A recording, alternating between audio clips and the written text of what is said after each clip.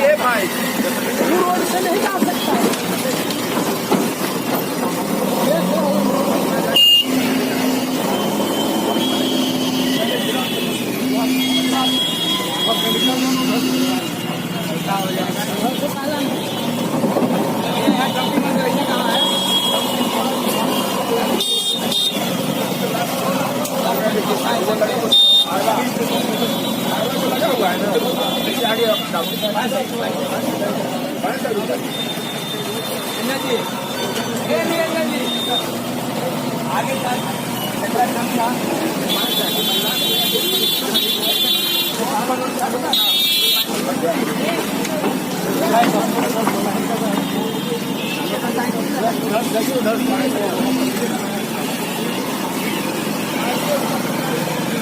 भैया मोटर टंकी है क्या आपके पास?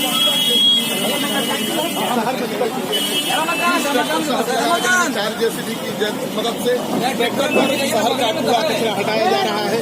तो ये कूड़ा कचरा कहाँ फेंकेंगे पप्पू यादव? क्या पटना कमिश्नर के बंगले पर फेंकेंगे या फिर नगर आयुक्त के बंगले पर, ये जानने की कोशिश करेंगे। तो केवल प्रतीकात्मक नहीं है, तस्वीर खिंचाने के लिए अभियान नहीं है। पप्पू यादव का दावा है 20 ट्रैक्टर लगाए हुए हैं, 4 जेसीबी लगाए हुए हैं और कचरा की उठाव कर रहे हैं और ब्लीचिंग पाउडर का छिड़काव करा रहे हैं। तो देखिए ट्रैक्टर आ रहा है, जन अधिकार पार्टी का बैनर लगा हुआ है, आपका सेवक पप्पू यादव बाढ़ राहत सामग्री। यानी इसी ट्रैक्टर से जब जल जमाव था तो बाढ़ राहत सामग्री का वितरण पप्पू यादव कर रहे थे। बहुत काम किया, सबका दिल जो जीत लिया। लेकिन अब पप्पू यादव शहर की सफाई में जुटे हुए हैं।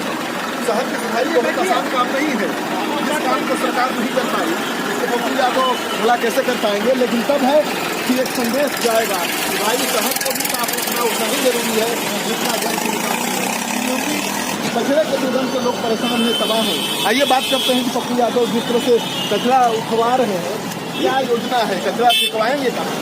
पप्पू जी ये कचरा उठवा तो रहे हैं, फेंकवाएंगे कहाँ?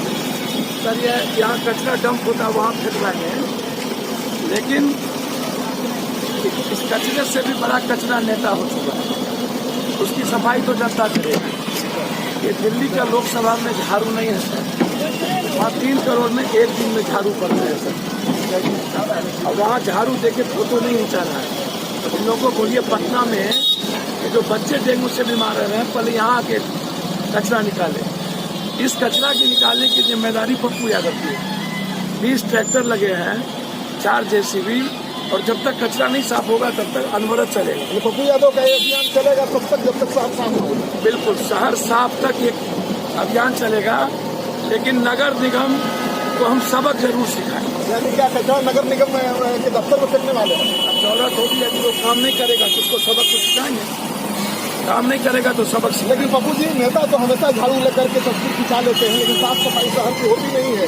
पप्पू यादव जेसीबी लेकर पहली बार उतरे हैं, ट्रैक्टर लेकर उतरे हैं, तो थोड़ी सी उम्मीद बनती है किस हद तक पूरा करेंगे। सर इस दुनिया को पता है मैं किस हद तक जा सकता हूँ। अपनी जिंदगी देने में भी पीछे नहीं हटूँ। आज 15 दिनों से कैंप चल रहा है सर। एक ही मात्र मशीन है पारस के पास, 11,000 रुपया लेता है फ्लड में। हमने आगरा को ऑर्डर दिया है 2 दिनों के अंदर 1 करोड़ 10 लाख की एक मशीन यहाँ लगी, देखिए जो फ्री ब्लड टेस्ट का है, ब्लड टेस्ट। पप्पू जी आप ये बताइए कि अभी शहर में क्या एक प्राइवेट डॉक्टर के पास हम आपको अंदाजा है कि शहर में कितना कचरा जमा है जल जमाव के बाद? सर ये मेरा बाप भी नहीं निकाल सकता है कितना कचरा। 1100 टन कचरा डेली निकलता है।